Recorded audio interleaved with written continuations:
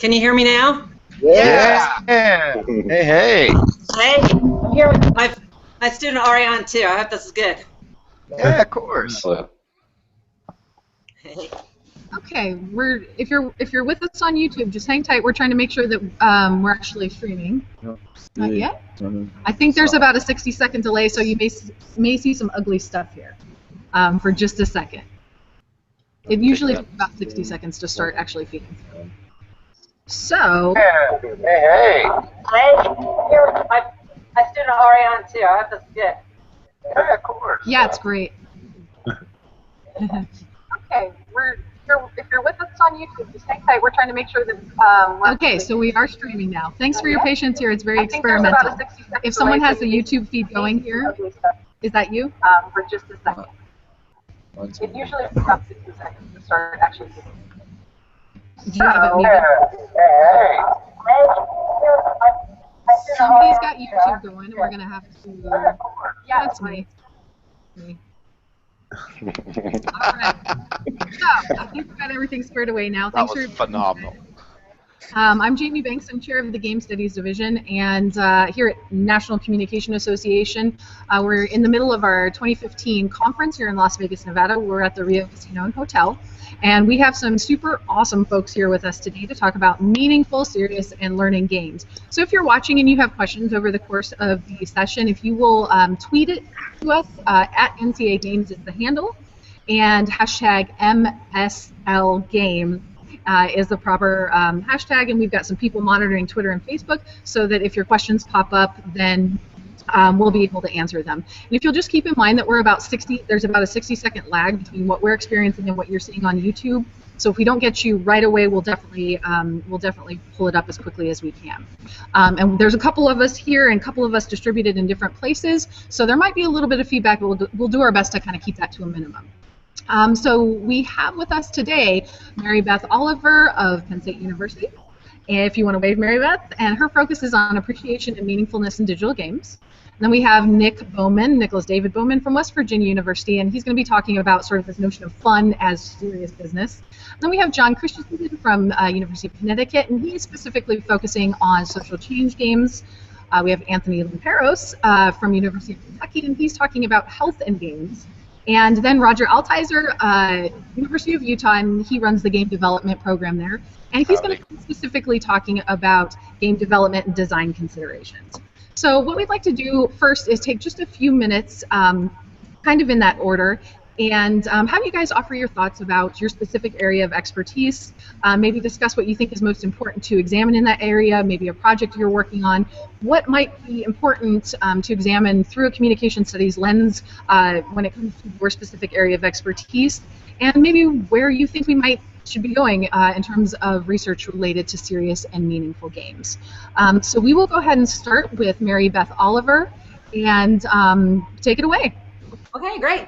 Well, let me just say, first of all, this is some work that I've done with Nick Bowman. So I'm kind of, here as a team, and this is my student Ariane, and she's interested in similar things with gaming. So basically, the research that I did and I'm interested in has traditionally focused on more traditional forms of entertainment, like film and television and books. And so we've turned to foundational theories in this area that have basically considered audiences as hedonists, as pleasure seekers, as people who are driven entirely by enjoyment. And so our research was pointing us to the idea that no, entertainment can be more than that, and that people can appreciate it and have deeply moving experiences. But of all the forms of entertainment that are probably stereotyped more than any, it's games. So games are stereotyped as particularly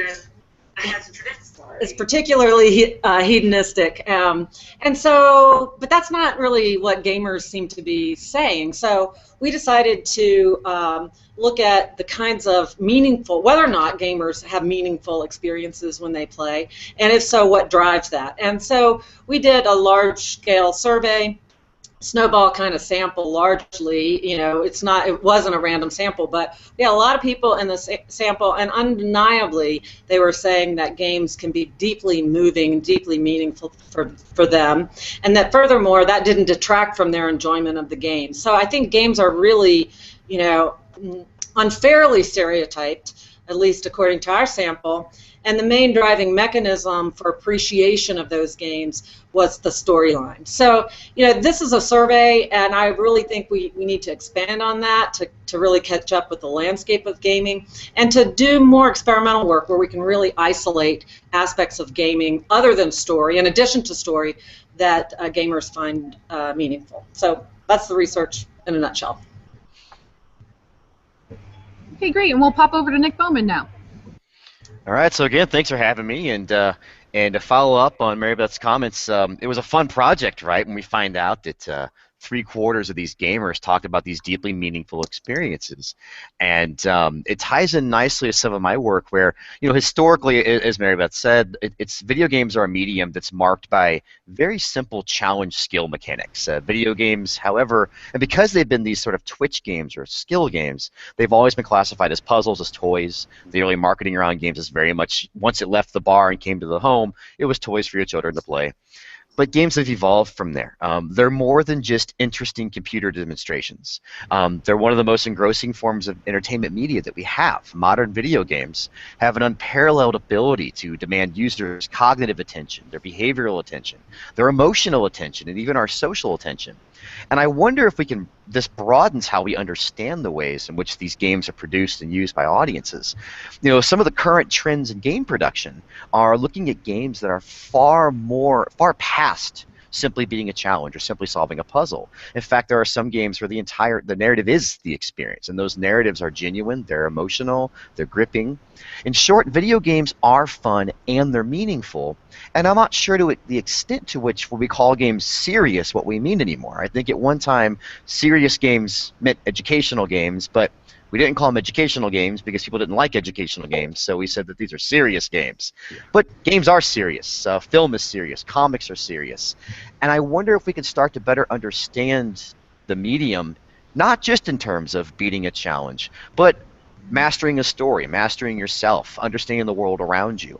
And I think today I'll push us to really redefine, when we say serious game, what precisely are we referring to, and do we need to use that label? Because it sort of assumes that games can't be serious unless you call them serious games. But I think there are plenty of examples of genuine, serious, meaningful gaming that can have the same sort of social impact as a curricular or educational-based game.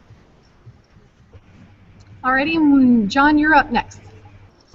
Hello. So I'm interested in video games that actually can be considered behavioral interventions in a sense. These might be interventions that change social attitudes, attitudes about ourselves, attitudes about our outgroup members, attitudes about society in general. I'm also interested in turning games into interventions that change personal behaviors that are socially relevant. And the particular genre that I'm interested in is simulation video games. Not that I don't have an interest in the others, but I think simulations are particularly useful in teaching people how to change their behavior for the better. These are platforms that can place people in a simulated social experience that mimics reality as closely as possible. In terms of topics, I'm interested in a variety of different areas of emphasis. Just a couple of examples of ongoing projects and projects I've completed in graduate school, for instance. We're doing one on upcoming with encouraging pro-environmental behavior. We're basically teaching people how to change their individual actions now and showing them visually how those environmental behaviors can actually translate into personal health-oriented outcomes for them later on in life, down the road in the future. Encouraging love for science, science communication, encouraging people to actually appreciate education and that sort of stuff. So we've done simulations where we put people into outer space and have them take an appreciation in a virtual three-dimensional world for celestial bodies, and hopefully that will garner some interest in science and education in general among youth. Another upcoming project is public safety issues. We're doing an emergency landing simulation to teach people etiquette on airplanes. Right? So maybe you shouldn't grab your grab your suitcase and you should help your partner out or help your child out and that sort of stuff. So pro-social behaviors instead of self-serving behaviors in emergency situations and crisis situations. Stigma reduction. So I have an intervention where we're trying to convince general population to not stigmatize people with mental health. Another form of that is to reduce feelings of homophobia in society. And then finally, a lot of my research involves social health behaviors. So that would be like safe sex and social drinking and that sort of stuff, and reducing those behaviors. In terms of biggest challenges, I feel that achieving realism in a simulation is something that we really have to worry about in the coming future. With the technological limitations we have now, it's quite impossible, I think, to really capture what we're going for. But in the next 10 years, I think that's going to be something that's very, very possible. Another challenge is getting people interested in serious games. People perceive them to be not fun and too much of a downer at times, but we just have to work on how we present them and how we incorporate elements that are fun in a way that makes people want to play something that is serious. We have to get interest from people. That includes funding agencies, that includes politicians who aren't trying to derail the development of games, and that includes the players themselves who maybe are not aware that they're a budding gamer, for example. And then I think a major challenge in my particular area of research is preventing reactants. We're trying to tell people that they're bad and they need to change for the better, and people don't want to hear that a lot of times, and so that's a particular challenge. In terms of where we should go with empirical research, I think we need more randomized controlled trials to actually determine whether these games are effective compared to standards of care. Ideally, if these are working at the same level as clinical interventions, we should go with games. They're more cost effective. They don't have any particular delivery bias and that sort of thing. The problem is, though, a lot of games out there aren't really developed with guiding theories in mind. They lack theoretical components, and that's something that we definitely need to develop, more game-centered theories of communication and persuasion. People are working on theories of m-health and apps and sharing and that sort of.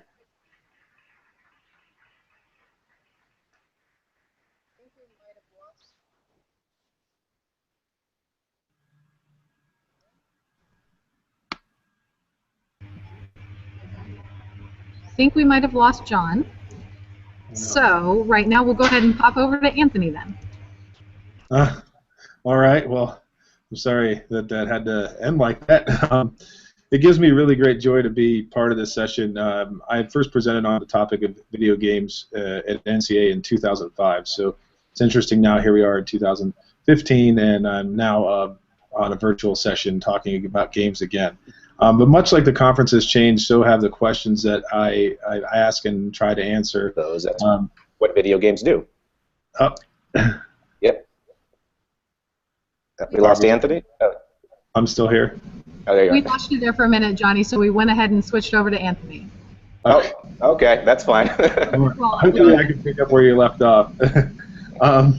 So where I started with my research was trying to understand why violent video games, if they can cause aggression or violence, and I quickly abandoned that question and I started looking more into the pro-social aspects of gaming.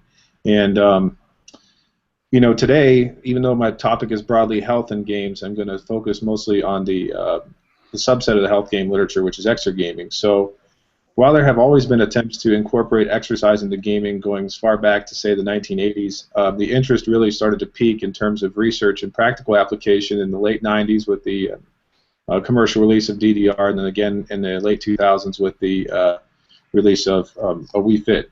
So we're now in the 8th generation of consoles. We see these games as being a regular part of genre, and whereas previous studies on games and health might have been overly concerned with the development and clinical testing of certain games, where we're at now is the commercial availability of games has made it easier for consumers to try these games, also easier for researchers to continue to investigate what makes them appealing. So what do we really know about exergames? Basically, to summarize in quick summary here, research has shown that the games are beneficial, encouraging physical activity, energy expenditure, weight loss, and overall positive affect. Even though this is the case, it becomes more complex when we think about diverse populations using these games, and also the fact that these games are not created equally, they have different sets of features and so forth. So while everyone agrees it's important to study these hardcore biological outcomes, where I tend to gravitate and where I started working in this area is toward the psychology or understanding the appeal of these games in the first place. So typically what I do is I use classic theories of media effects to advance these questions and take a more of a variable analytic approach where my work is theoretically informed, but I'm trying to build a model to understand games a lot, exercise games a lot better. So, for instance, if we think about some of the independent features that contribute to some of these outcomes that are commonly studied, quick list, not comprehensive, feedback, natural mapping, so how much our movements mirror the game environment, difficulty might be an aspect that would impact outcomes, of course, performance, interactivity, modality, the list goes on. Avatar use, whether you're playing competitively, and typically what I would study or look at is some of these outcomes. So how does it contribute to our engagement with the games, enjoyment of the games, our intentions to continue using them, and so forth, self-efficacy.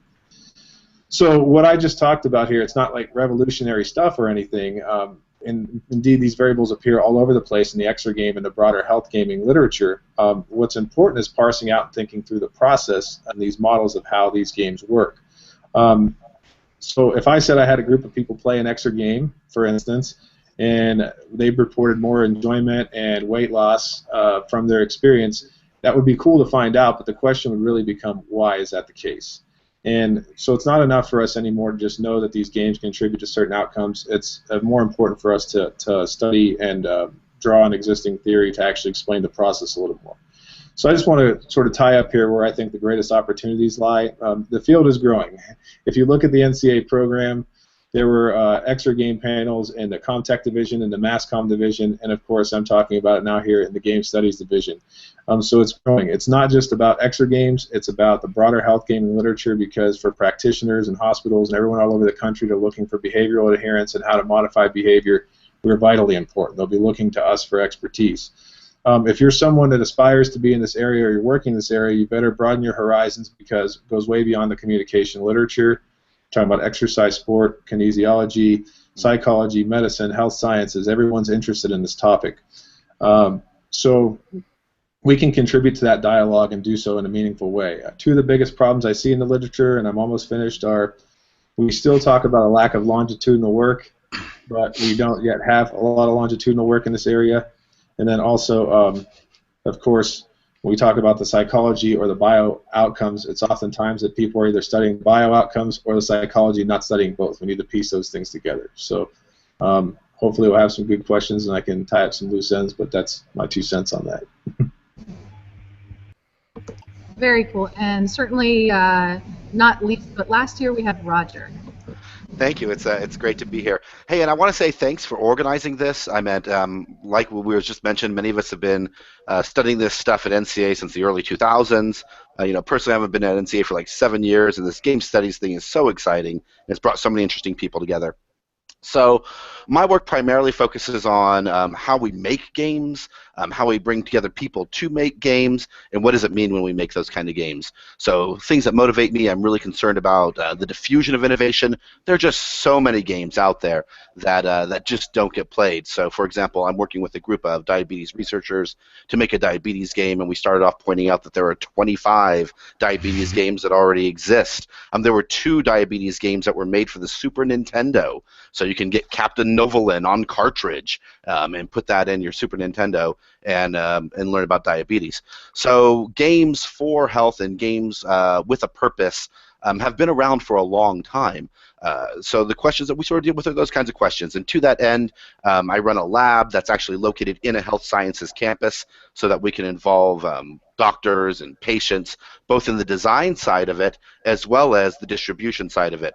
On the design side, we have a methodology that we call the design box. It's a participatory design methodology where we sort of take a qualitative, inductive approach to design, and rather than saying we have a pitch or we have an idea for a game, instead we talk to patients and clinicians and other stakeholders and of course the design team, and we walk them through this methodology that allows us to extract information from them, then code that information live in the session, and then go back home and also do some magic to it, right? And then once we do that, we come up with our design. That's where we actually come up with our pitch. So rather than writing in with a great idea of our own, we sort of draw it out of the audience. And then on the other side of it, we do a whole lot of work with the actual health systems and with schools to get things distributed and to study what the barriers are to that distribution. So, for example, we know that clinicians and physicians of all sorts have software exhaustion. They're being asked to use all sorts of complex systems all the time. So while there's all these great ideas and great things that might improve clinical care or care for a patient, adoption of that is a problem. And I also like what Nick had to say earlier, because I think it feeds directly into this, right? Where what is a serious game and what is a game with a purpose, and how does that differ than just a game? In some respects, therapeutic games are the low-hanging fruit of this kind of stuff, because you were going to do an activity anyways, like physical therapy. So if you can do gamified physical therapy, that's a different invitation to play than, say, picking up the Zumba dance game for the Kinect for the Xbox, right? Which is saying, I probably should opt to be fit. Maybe this will help, right? Which is different than your doctor prescribing you a video game. So we do a lot of work in that area. We have games that involve virtual reality and augmented reality, and we do a lot of other types of serious games, ranging from a game with a natural history museum to teach critical thinking using paleontology, all the way to a software that allows tetraplegics and quadriplegics to redefine their sip and puff controllers and have customizable controllers. And so we built simulations in video games that let them try that out. So when they're using their sip and puff straw, they can set up their own controls, which is revolutionary in the space, oddly enough.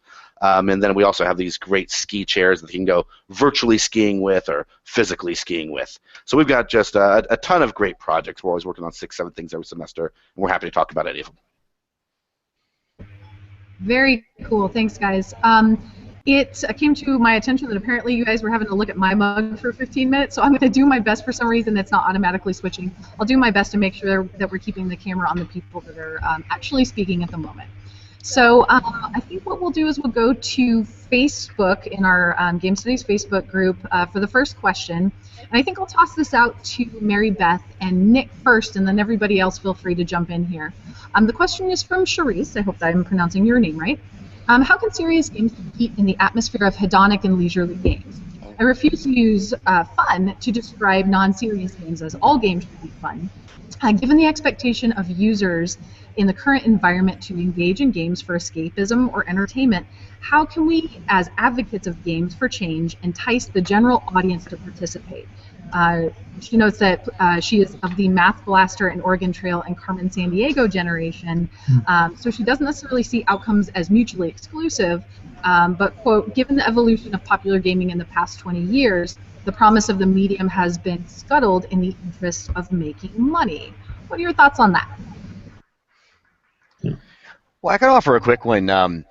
You know, I think of movies like Schindler's List or Hotel Rwanda, and we don't sell those movies to the public as movies for change, right? But certainly their intention was to raise awareness of these issues, and these were high-budget Hollywood films with a profit motivation that had an underlying message. And this is a lot of Mary Beth Oliver's work, is these movies do inspire us or can inspire us.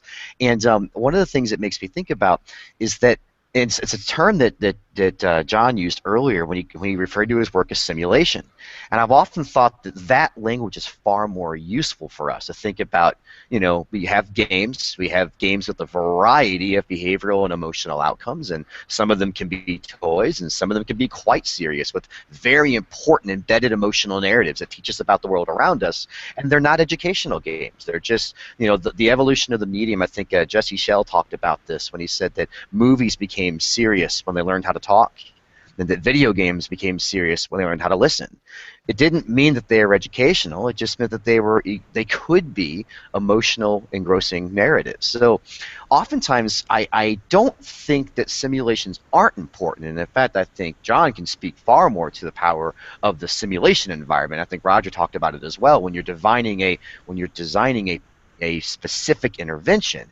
But it doesn't mean that the AAA games can't also be serious. And so I don't use, I tend to think that we shouldn't necessarily assume that your entertaining game has to simply be entertaining. And I think Mary Beth can talk far more about this. We define entertainment as being far more than simply hedonic pleasure. And so I tend to think that maybe we shouldn't be so fast to assume that the entertaining games can't also be serious in their own right.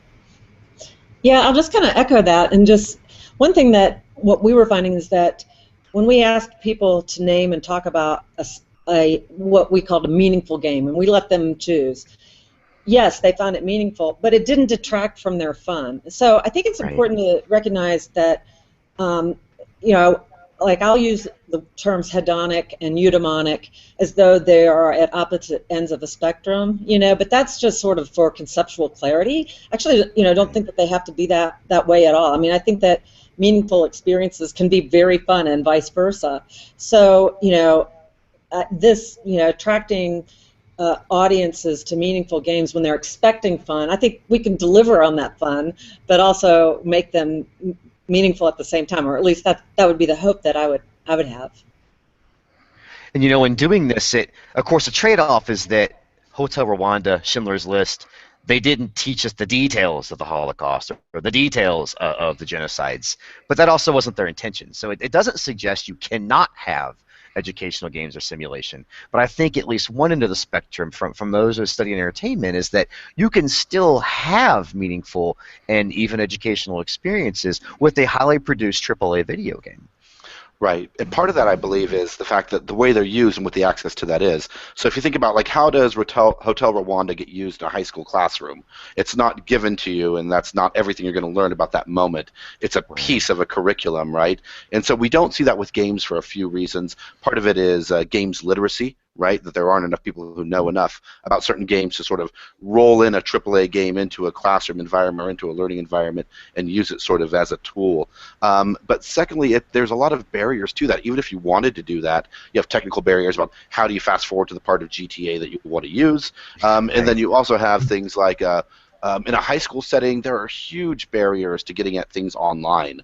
So if you look at games that are like really popular, like Crazy Taxi M12, right? Millions of players every month. It's a simple flash game about learning division, right? And why do students flock to it? It's because every school website in the nation lets them, right? And so because of that, it's a simple arcade game, and they'll play it, and allegedly they're learning great division skills as well.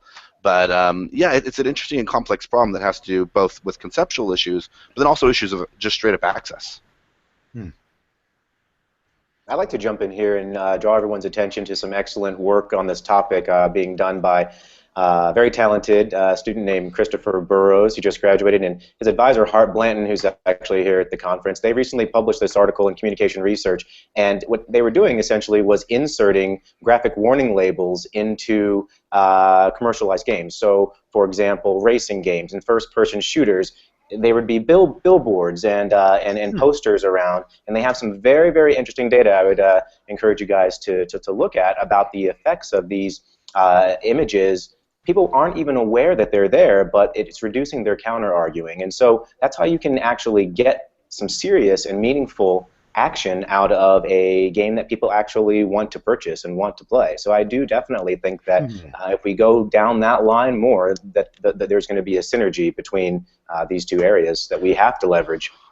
Well, there's also something else I think should be said about that is because of this the way that we talk about games is frequently some sort of contrast between that which is commercial and that which is not commercial. But in reality, there are just millions of hours of non-commercial games being consumed from a variety of different methods, right? Whether that's games being used in a classroom setting or games being used in a therapeutic setting or indie games, right? I meant there are all sorts of festival games and all sorts of games workshops and game jams that are producing games that are being played, but we don't talk about them because there aren't any sales data, so it's hard to sort of quantify that this is an impactful game in the same way. Right. John, I had a question. I wonder how, because I've always liked the terminology of separating, or not separating, but using games versus simulation. How do you use that when you're approaching your projects? Because a lot of your work is very much aimed at an intervention, right? We want to teach you about understanding minority representations around you. Where do you draw the line when you call it a simulation versus a game? Is there a particular criteria that we tend to use? I've always been curious about how we can all understand those divisions a little better, because it's always been the one to me that seemed to maybe imply intentionality. Right, like one version is more of the overt lesson, and one version is more the potentially covert lesson. Like we wouldn't call Hotel Rwanda an intervention, but certainly you could be a documentary on Rwanda would be an intervention. So do you find that useful when you're approaching these projects? Yeah, definitely. I mean, originally when we started this research, my colleagues and I at USC, Lynn Miller, my academic advisor, and my good friend and colleague, Charisse Lepre, and we had these discussions. I mean, is this really a video game or is it not? And at the end of the day, we determined that it's kind of confusing to people when you say, oh, hey, I had this video game, I want to show you this, and then they see something that doesn't have a winner. There's no way to win at the end of it. There's no points that you gain. There's no ability to do the typical things that people do in a game. And so this is we still debate this, but this is my personal feeling that when you're trying to explain in a detailed way what people should expect or what you're actually doing, the word simulation is something that people can visualize more. But I definitely think that there's a gray area there. Some of these games that I'm talking about are truly, I think, simulations where it's designed to be exactly like reality. But then we have other types which are more elements of fantasy are kind of integrated in there, or things that are more idealized in a sense. And so I think it's definitely there's no clear definition, but the idea there is to just get the concept across to people in a way that they're going to understand. And I think simulation does that. Cool, cool. I'm wondering if we can bridge this into a question that we have from one from Facebook and one from Twitter, dealing with this kind of intersection of the virtual and how do we think about the real. I'm going to offer up from Becca, and let's throw this to Anthony first. Becca from Twitter, thinking about extra games, how might new opportunities using VR tech like the Rift affect how players engage? And then going back to Charisse, there was a question, let me pop back to it here real quick. How can we merge serious games with augmented reality games in a social media environment?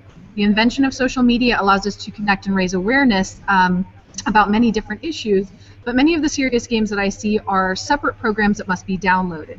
I would like to see a serious game methodology and strategy deployed in a social media environment to create change through lived online experiences. Do any of the speakers have examples of this, or perhaps how we can use this time to brainstorm how a serious game could manifest in social networking sites like Facebook, Twitter, or Instagram? And another audience member specifically linked that to health games. So why don't we start with you? Okay. I'm just going to try to handle the first part of that. So thinking about the Rift and thinking of what augmented reality means to exercise games, interestingly enough, there was a study by Jesse Fox and Jeremy Balanson, if memory serves me correctly, where they were looking at sort of an augmented reality exercise device back in 2007, I believe.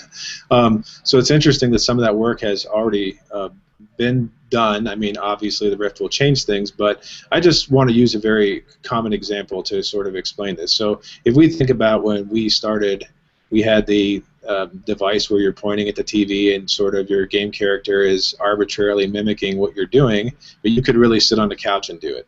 And then we moved to the Kinect where we have a infrared grid which maps everything into the game environment. So it's a lot harder to sit. Actually, you can't sit and game that one from the couch.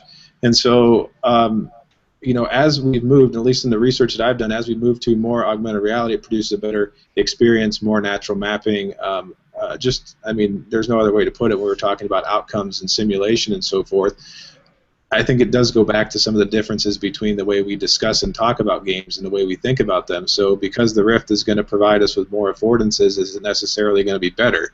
The research would tell me yes, but I don't really know until we start doing that. And, you know, going back to just questioning the way we think about these games in the first place and how they're related to health, think about Dance Dance Revolution.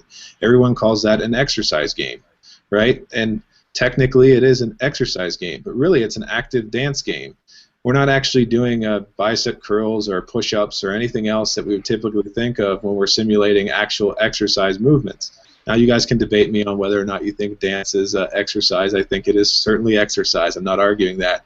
But I think these questions are all intertwined. So we're seeing differences in the way the games are formulated, of course, and brought to market, and the way that we interact with them, but we're also sort of dealing with sort of the ambiguity between what we're really studying. So I think that to sort of summarize, I think it really is interesting, and I think that you know, presence, natural mapping, flow, a lot of these different things that we study already are going to become increasingly more important to parse and really understand as we're hit with these new technologies and cross-spread genres and everything else.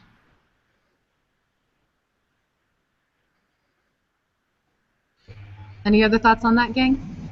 Yeah, sure. I mean, I think that there are already learning MMOs that are out there. So there are sort of classroom-based MMOs that get people into learning environments.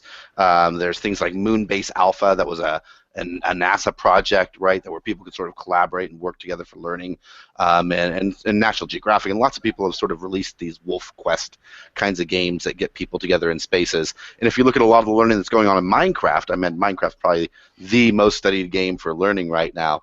A lot of it has to do with social learning, getting people together in an environment, whether that's asynchronous, I start building something and someone else can keep building on it later, or whether we're learning to build together. And I think that certainly social is huge. In terms of augmented reality and virtual reality, there are people chomping at the bit for this in terms of education, and part of it is not like necessarily K through 12.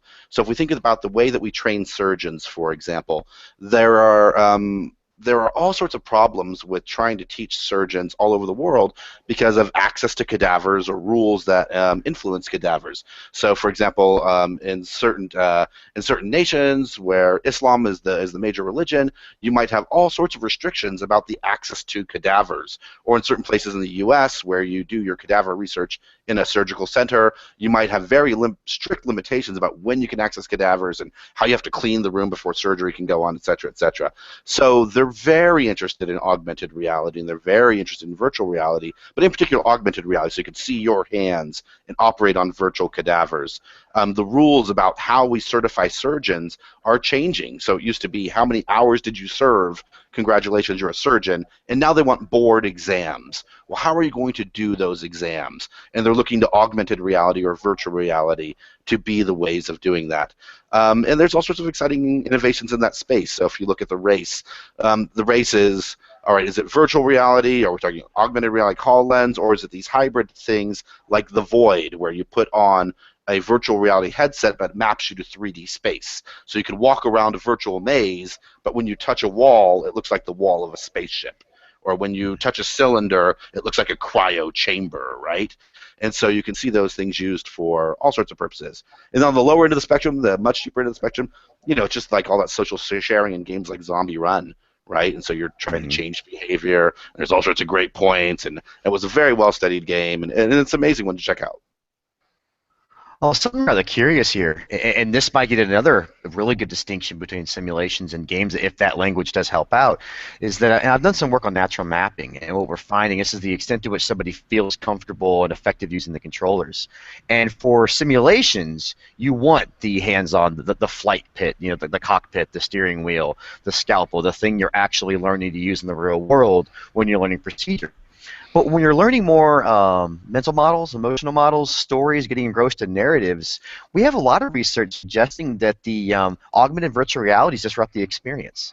That sometimes the controllers themselves can actually get in the way of the person playing the game. To many gamers, for example, they call it the golden hands, right? The controller in their hand is the most natural interface for playing like a Heavy Rain or interface with the PlayStation 3. And you give the person a headset and a gun, they don't feel more engrossed in the environment. Instead, they pick up on all the inconsistencies of why it doesn't play very well. Right. And so this is not to say that augmented and virtual realities aren't great technologies, but it's also probably really important to realize what is your end goal. If you're trying to give somebody an emotional experience or a cognitive experience, you might need to use the tools that are most mapped for what you want them to focus on. And giving them controllers and systems that add too many cues may disrupt their recall of the experience. If you want them to have a social encounter, learn surgery, fly an airplane, then you might want to have augmented social realities where they are embedded in the control scheme because the interface is actually integral to the lesson being taught. And so I always ask people, when we do develop these new interfaces, to what extent do we know how well that interface really is mapped to the thing that you're trying to teach the person? I don't need a machete in my hand to understand the atrocities in Rwanda, but I do need things in my hand to understand other social and medical processes. So it's something that I've always been curious to find out how much we know about the interaction of the player and the content they're seeing on screen, and to what extent they have to be as engrossed as, the uncanny valley literature would suggest that you start reaching that point to where it's so close to reality that we draw backwards because we get kind of freaked out or confused by it. Or, games and interactivity, one thing that we may have forgotten as scholars is that when you increase interactivity, when you increase fidelity, you're also increasing, cognitive and attentional demand, which can sometimes work against maybe the very lessons we're trying to convey. So I'm always curious to the extent to which do we know where those boundaries are, or when they're complementary technologies, and when they might actually be conflicting technologies, being the game and the interface. It's an excellent question. Turning to the social. I'll just say something quickly about the social media portion of the question. Oh yeah. I'm very excited about the possibilities that the marriage of social networking sites and games may bring in the next few years. Think about it right now. What do we do in terms of gamified situations on things like Facebook? Well, it largely involves data tracking of health behavior and sharing that information with friends. So there's like more of a competition or some kind of cooperation going on with steps taken or calories counted, that sort of thing. But the interesting part for me is that we traditionally think of video games as something that you turn on a screen and you look at the screen and you enjoy it right then, and then you leave and you're out of the game. But what the marriage of social media and things like the Fitbit, for example, are doing is the game continues in your own personal reality. You go to work and you're still playing that game. You're still competing with your friend for the number of steps taken as you're at school, as you're at work. And so it's really going to change our definition of what a game means and extend it into the world. There are other examples about students who are in competitions with us saving energy in their dorms, right? And this stuff is posted on Facebook. Which dorm, which building conserved the most electricity? So these are things that you don't typically think of as a game, but as soon as you log onto social media, it's gamified, and there's your point right there. That's cool. I just wanted to riff on the notion of social, the social part of the question, and the importance of that to the notion of meaningfulness.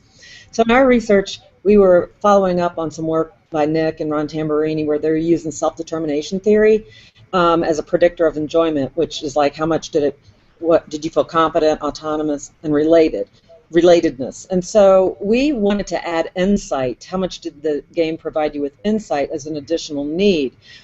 The thing that was hard to do with this was that relatedness and insight were so strongly correlated that we started worrying maybe we're measuring the same thing. In other words, relatedness is hugely important to meaningfulness. And we really did not delve into that. We operationalized in this study relatedness as related to the characters. But, of course, just like you were saying, related to other gamers and how important that is and how much we value that and how meaningful that is to us.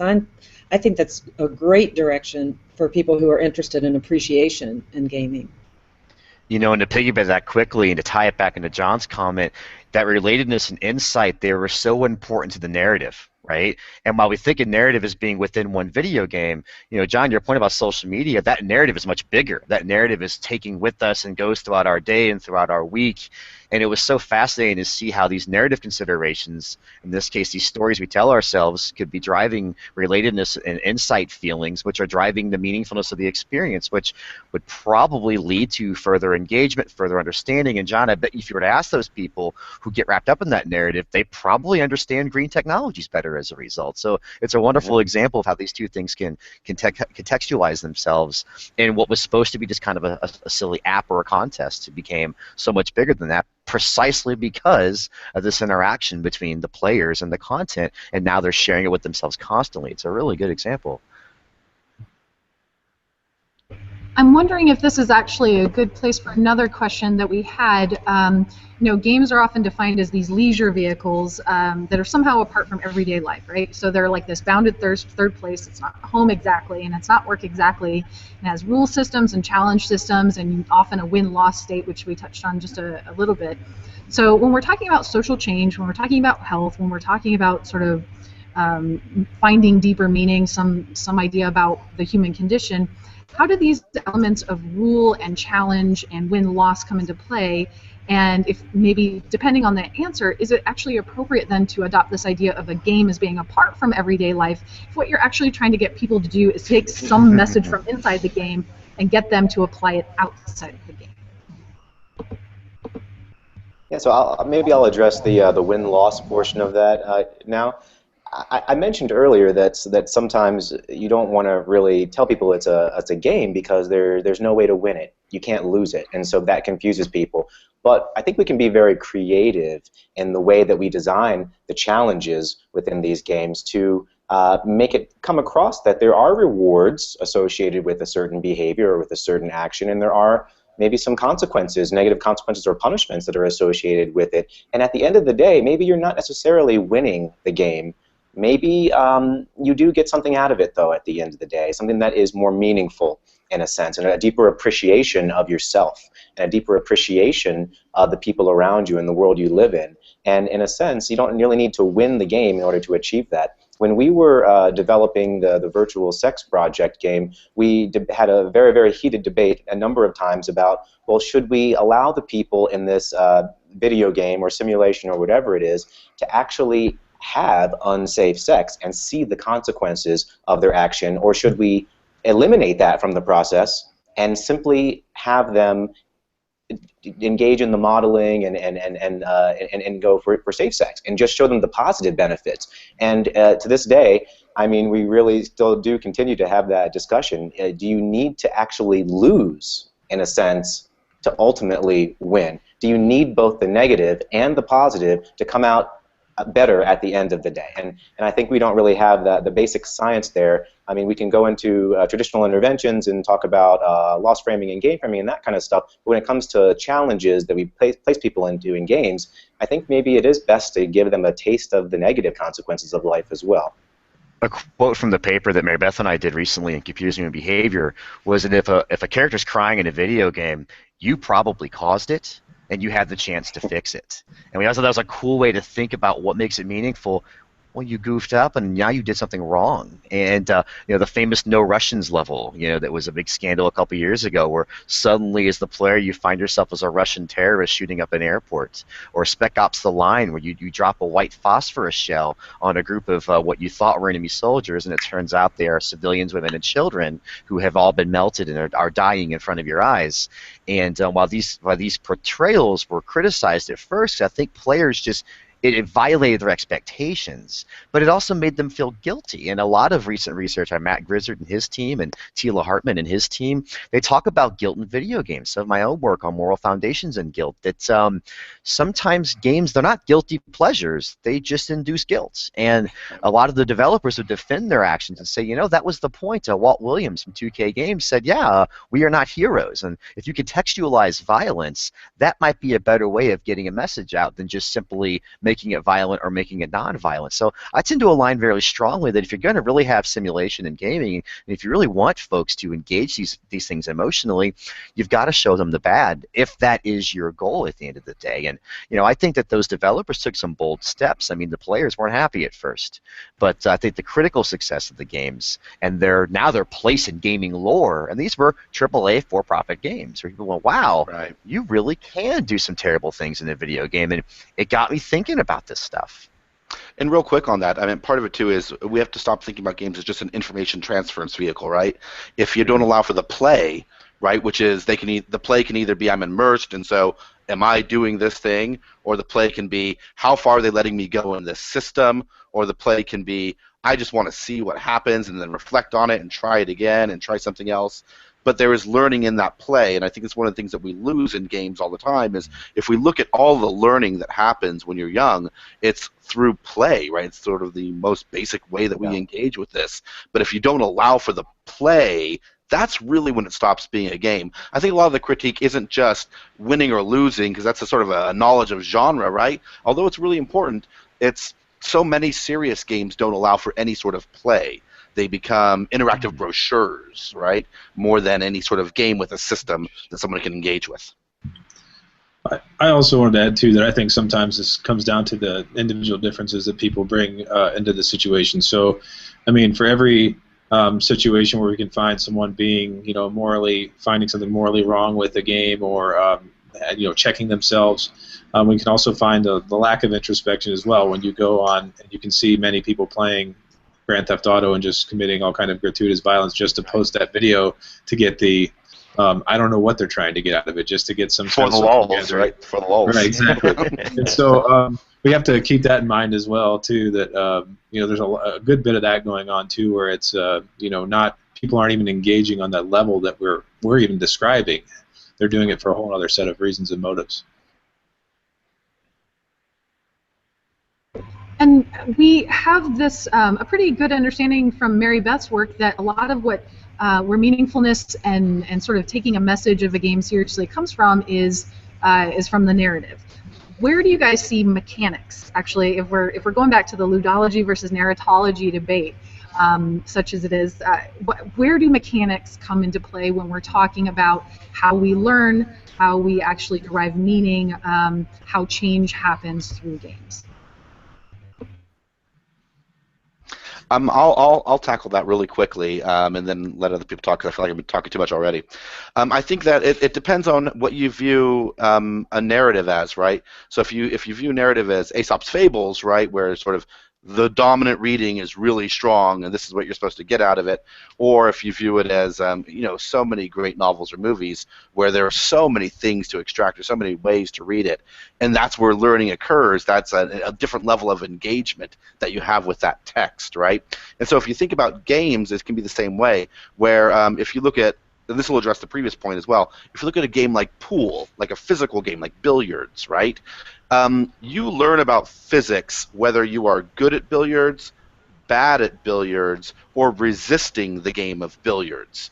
Just by knocking those balls around, there's like massive amount of learning going on. And you're also learning about social situations, right? So if you walk into a bar and you start screwing up billiards, you're going to learn all sorts of things really quickly about the social environment, right? And so just engaging with that game, you have the cultural space, right? You also have the advantage of the physics itself, the weight of the balls and the slate of the table and how that all interacts. And so in games, in video games, we control those things, right? So in both the mechanics that we have, the rules, as well as the physical things that we create in the games, we can allow for all sorts of learning opportunities to occur. And so I think, what are mechanics good for? Mechanics are really good for allowing play, right? And so if you do them right, you get all sorts of forms of play, and then you get all sorts of juicy forms of learning.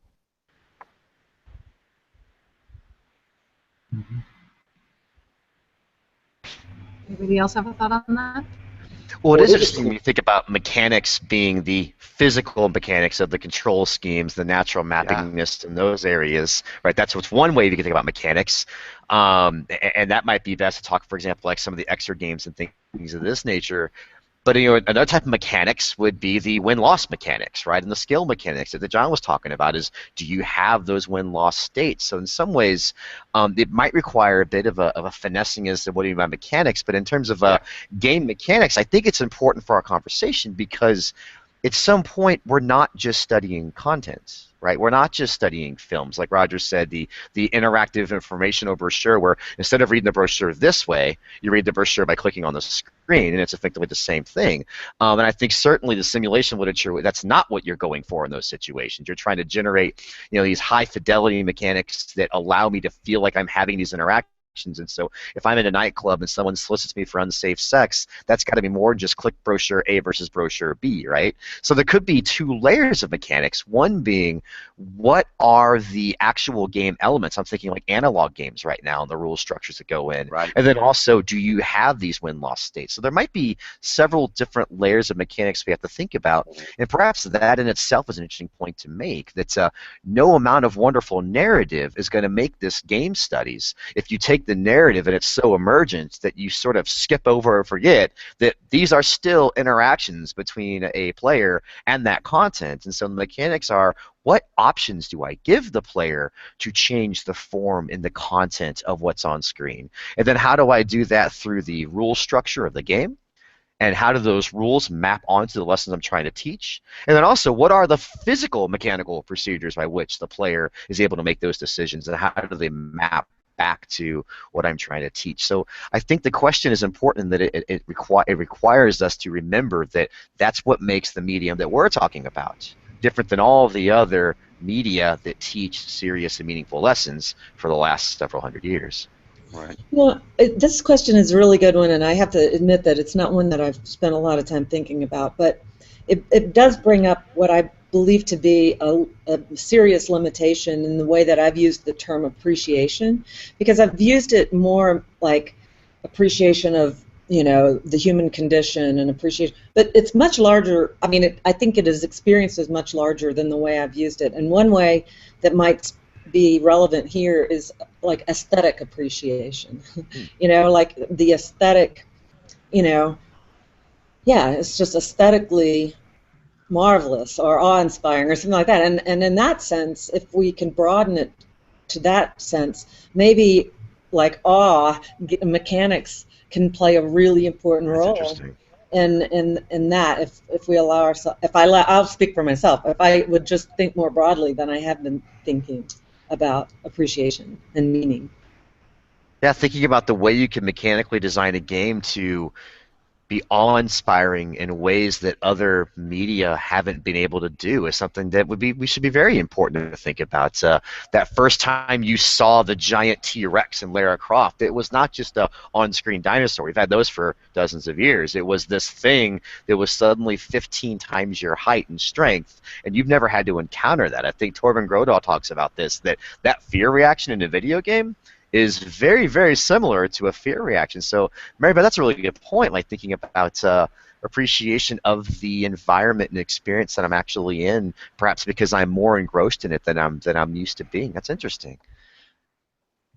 This reminds me of the Titans of Space demo for Oculus Rift, which one of my advisees did a project on, and we basically depleted people's ego depletion manipulation, and found that even in that state, just the awe-inspiring nature of looking up at the sun, which seemed to be as tall as the Empire State Building, that was enough to capture their attention, take them out of that, and make them want to actually pursue learning about volume, distance. Oh, cool. Very cool. And basic facts about our solar system and beyond. And so there really is that the mechanics of traveling and the physics and the distance between objects and that sort of stuff, and looking up into these virtual spaces and seeing something right there. Yeah, you're totally right about that. The awe-inspiring nature of that is very motivating, even if you're in a state of exhaustion.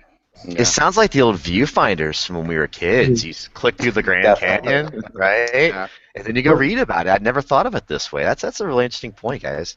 What I thought about when you guys were all explaining this, and especially that Oculus Rift demo, is, you know, these things, when people first experience them, are awe-inspiring in that nature. And I wonder how much, you know, just based on different content or genre or anything, that will be a lasting effect, right? So we even see some of the novelty, you know, that's worn off of some of the early motion systems. Now I can't believe we're calling Wii an early motion system, right? It's kind of a dinosaur. So I think that's fascinating to think about appreciation in that particular respect, and what's really going to happen when we are hopefully having VR at our behest and using it, and seeing whether or not that becomes old hat. I mean, it's just interesting.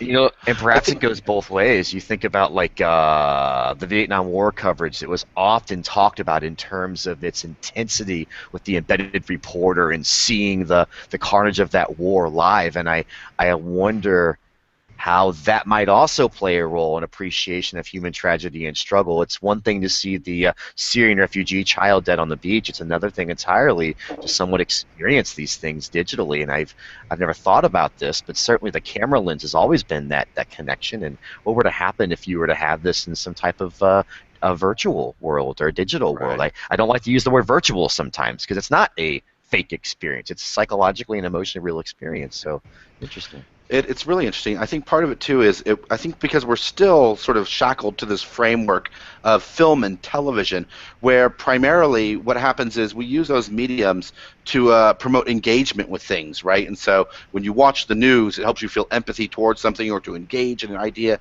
that you think is important. And that's where the mechanics thing, bringing it back to that, is really important in games. So you could have a game that makes somebody excited about critical thinking, or you could have a game where somebody performs critical thinking in the game, right? Or you could have a game that gets somebody excited about whatever, taking their pills and medication on time, or taking that medication can be an integral part of the game, right? So I think that part of it is that the mechanics allow us to say this isn't just about engaging with ideas, but the actual performance itself of that thing, right? And guys, since we're going at just over an hour now and it's starting to get rowdy out in the hallway, I'm going to ask just one final question for each of you to answer.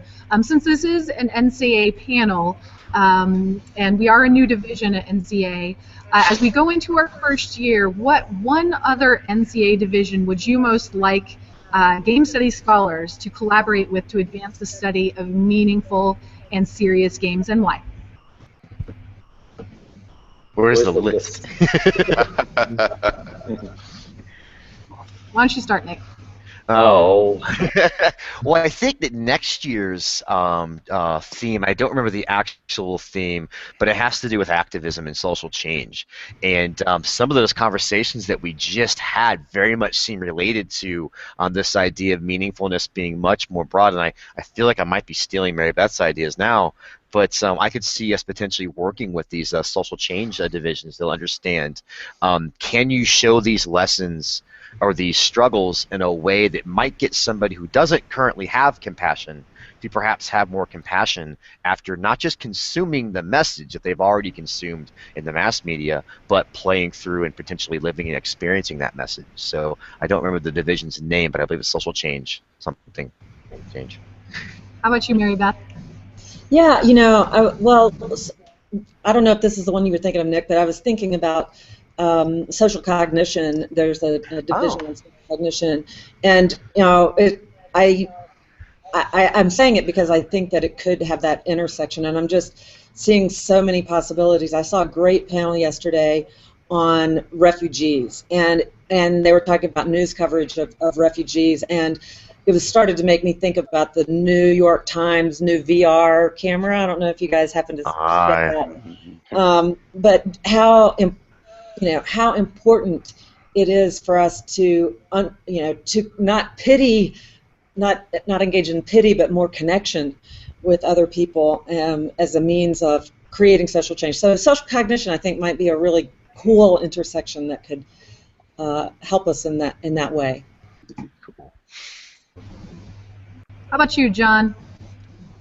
I'm going to probably steal Anthony's answer and say the Health Communication Division. I think that there's already a very large interest in technologically based applications for health and health intervention. People in that particular division are aware of the benefits of using technology like this, e-health and m-health. However, I do think that a lot of interventions that have been done in the past in more traditional methods, one-on-one interventions, for example, face-to-face, I mean, there's a need to kind of transfer those effective solutions into more automated interventions that can be delivered over the web remotely without the need of an actual person. And I feel that there are people that are in the Health Communication Division that need people who are in the Games Division to help guide them through that process. There are a lot of talented people in health communication who have both of those skills, but I definitely see an interest there, or a synergy there that could be quite spectacular. Anthony, did we steal it? Well, kind of, but I have a backup. So Nice. I just wanted to say, interestingly enough, I did submit a paper to the Health Com division at NCA. I don't know, back in grad school at some point in time. It's one of the few I remember because it got rejected. And I remember thinking it must have been too ahead of its time there. And now we're talking about. There you go. Well, anyway, I think that the instructional division actually, because when we're talking about learning and we're talking about how we can use games for learning potential across many contexts, not just in an exercise or health context and so forth. There's a lot of work being done in instructional communication it's classroom based, and it always has been very classroom based, but I think there's a lot of room for that division, a lot of willing people that would want to talk about the crossover and intersection, because of obviously games being used in learning context quite a bit.